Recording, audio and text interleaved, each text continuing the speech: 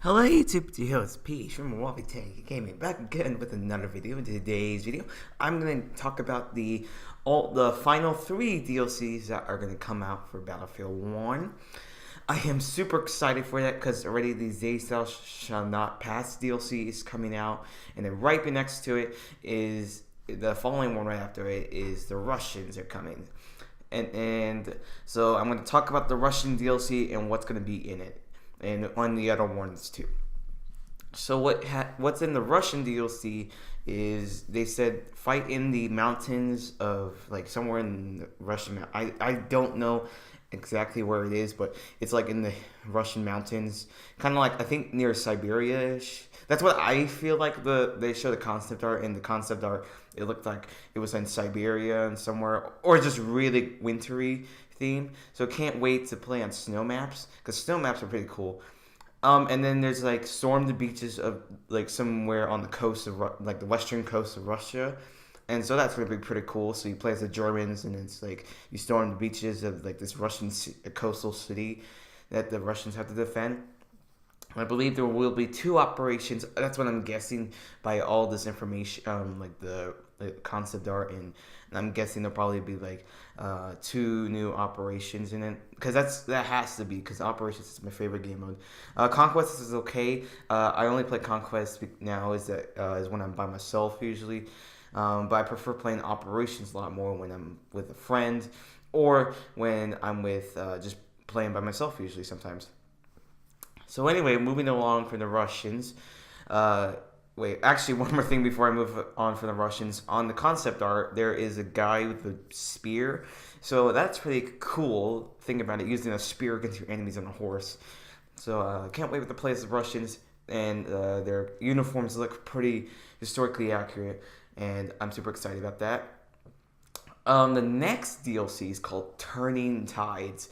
My friend automatically knew what this was going to be. It was like something like captain on a ship, and that is what it basically is. It's basically talking about the naval warfare of World War One.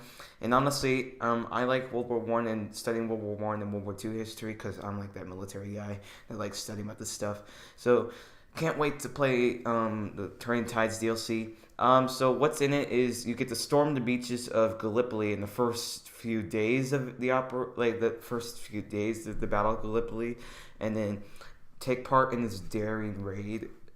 The Zengput is some type of name. I might butcher the German, but it was like some raid to stop the German U-boats from like attacking the Allied merchant ships, and their plan was by sinking their own ships to stop the U-boats because they're underwater. So basically, it was forcing them to go overhead, and I think the plan failed, and that was pretty dumb to do. So, but anyway, that's gonna be the new one.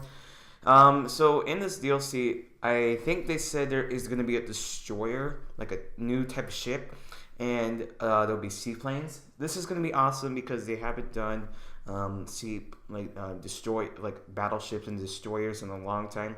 I think the last time they done using destroyers or whatever, sea ships was 1942, the first one. So if you play the first one, if you're still around today playing Battlefield from the start to finish, or from now till like from the beginning, that means this is very exciting news because naval warfare, I think, was very popular.